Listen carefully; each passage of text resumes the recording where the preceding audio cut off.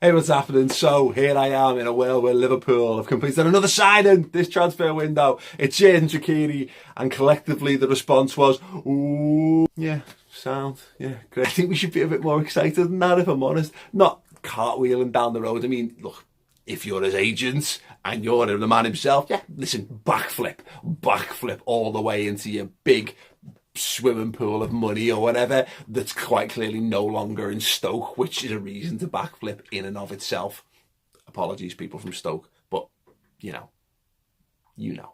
I think it's a very shrewd move by Liverpool. I said a couple of weeks ago that I thought that was the kind of, well, literally that was the exact player I thought Liverpool should go out and buy, because we need senior quality backup to what we do. You look at Liverpool's squad depth, and the area that it's really lacking is on the wings. There's just nothing even remotely like Mo Salah and Sadio Mane in the squad underneath them, apart from lads who are a bit fast, who can play centre forward, who we can chuck out there in Danny Ings or Divock Origi or you know, at a push, I don't know, God knows, a Solanke or whatever.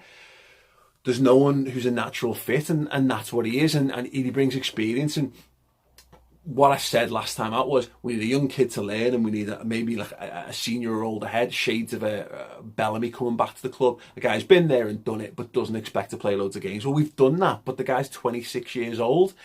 He's got experience of being the main man. He's got the experience of carrying himself and carrying the weight of a nation on his shoulders as the main man for Switzerland. And shrug that off all you want, but you know, it is what it is. No shame that his career's kind of gone the way it's gone. You know, no shame at not becoming the first choice winger at Bayern Munich, when Bayern Munich are still fielding Arjen Robben and Frank Ribery, who are 400 years old. No criticism of him in that regard. And I think he's probably a little bit uncool because he's been playing for Stoke, and Stoke's just desperately uncool, isn't it? Again, sorry Stoke, but you know. So fine, skillful, goals, assists, pace. He's got a big head, even though he's got a small body, and he's got the ability to stick the ball in from outside the box, which is those games where Liverpool have drawn last season, where, look at those games where we put Danny Ings in. We put Danny Ings in the derby at Goodison Park, and he was good, to be fair. We played players out of position. The level below our first team in those attacking positions just wasn't quite what we needed to be last season. So look, I'm absolutely cool with that. But more pressingly, what Liverpool need to move on with now is getting, I think, 2 more signings boxed off. And look, it's probably a goalkeeper. I know. I have defended Loris Karius, and I'll defend him as a fella, and I'll defend him if he ends up starting the season as Liverpool's number 1. I think it will be right now, in my far from expert opinion, I think that will be an oversight or a mistake from Liverpool's management team and the transfer committee and what have you. But I'll get behind him because he's Liverpool's goalkeeper, and I'll trust the decision makers to know their job far more than I know their job. But right now, I think there's a big opportunity for Liverpool to just go and get it done. And look, Loris Karius, I've watched him in pre-season now. He doesn't look like a man on the road to recovery. He looks like a broken man, and fair play. Look, fair enough. He's just had the biggest opportunity of his career, and he's just had it basically go as wrong as it can possibly go. And I've said it before, I think the concussion stuff does impact that. It does.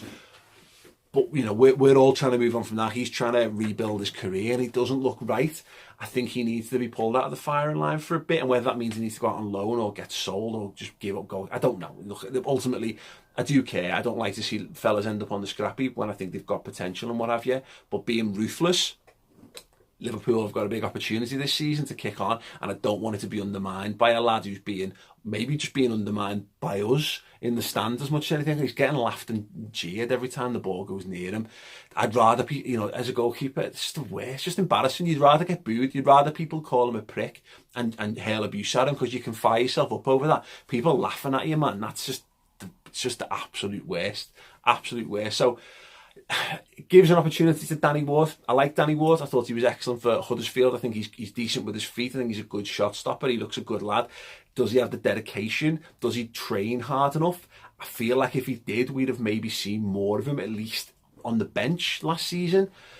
So that's a tricky situation. But all Liverpool need is a goalkeeper who gives a sense of confidence to us to some extent in the stands, but really just to the defence and the players he's playing with. They need to have perfect trust in him for our system to work. And we saw that with Karius and Van Dijk as we switched things around in January. That worked really well. It showed us what it can be like, because it was a different world to what we had with Simon Mignolet. The issue Liverpool have got, though, with regards to transfers, the level of quality of goalkeepers we're being linked to is a bit up and down. I think obviously Oblak and Alisson are thought of as being up here, but it's worth noting on the goalkeeping situation, and this is coming from me, by the way, a card-carrying member of the Goalkeepers Union. All goalkeepers are a bit shit. And by that, some are better than others. It's about consistency. Look at David De Gea, look at Manuel Neuer. What, for the sake of argument, 1 and 2 best goalkeepers in world football, the 2 goalkeepers that any club would be, would have, any fan would have for their football clubs, their dream football teams. They both made absolutely horrendous mistakes in the World Cup. They both were not the rock that everyone thought they were going to be, and whether they are totally responsible for their teams not progressing at the World Cup, I think that's probably a stretch. But let's be honest, they were both underperforming. There's people in Spain who don't think David De Gea is good enough to be Spain's goalkeeper. That seems weird to us as fans of the Premier League, because he should be an absolute shoo-in. But there's people in Spain who don't think he's good enough. That's the world we live in. Goalkeepers have a ludicrously difficult position to play in. Every mistake is exacerbated. But the thing is, as I'm saying, it's about consistency of quality.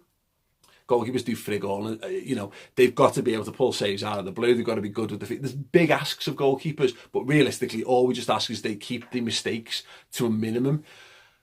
And here's the thing, I'm not sure that Alisson, as an example, for the 70 million quid that they may be talking, I'm not sure he's so good. I'm not sure he's so much an upgrade that it's worth paying that money, when I think maybe he is. But you took one breakout season, I think it's tough to justify that. I think you can look at David De Gea.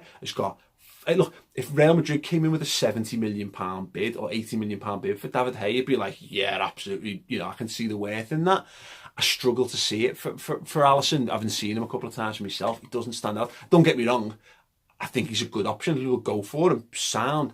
But I don't think that people have an expectation that he's going to come in and be the perfect goalkeeper. I don't think anyone's going to come and be the perfect goalkeeper.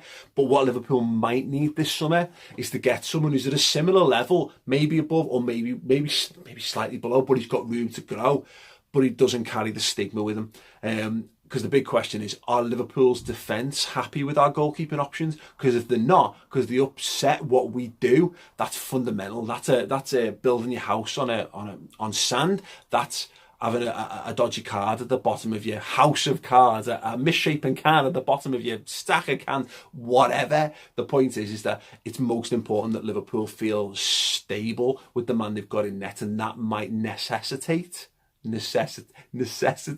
us going and buying just someone else of a reasonable level, whether that's I don't want an English goalkeeper, whether it's Butland or whether it's go and get Kasper Schmeichel, go and get another.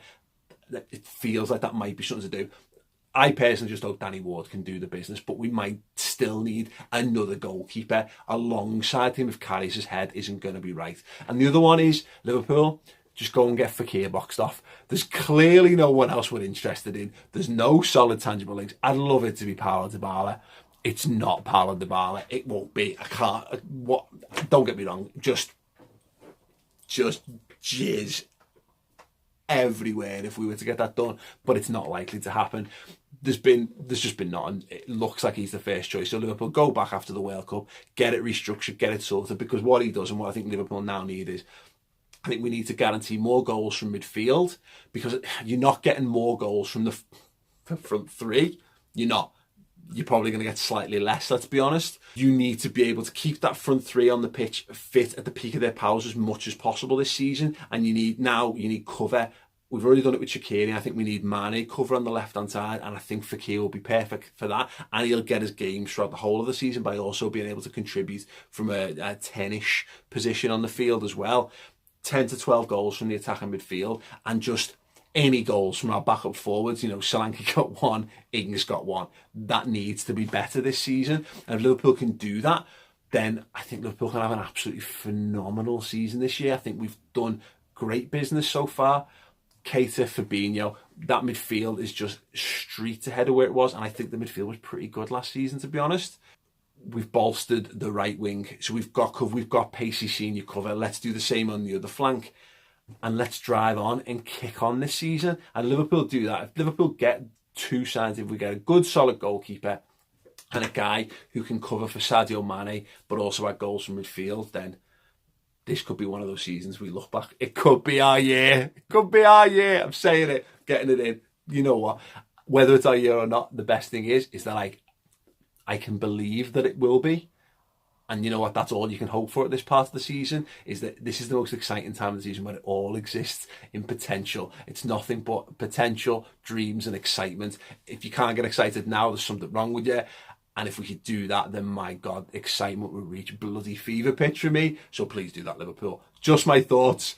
Xherdan, if you're listening, all that, sort all that out, yeah? Listen, if you want them to do stuff like that, drop a like on the video. That'd be amazing. Thoughts on what I've discussed or any other suggestions in the comments below, and click me face. Let's get to 50,000 subscribers before the season starts. That would be amazing. And if you want some vlogs from the US tour stuff, let me know as well. Other than that, nice one for watching. See you all soon. Ta-ra.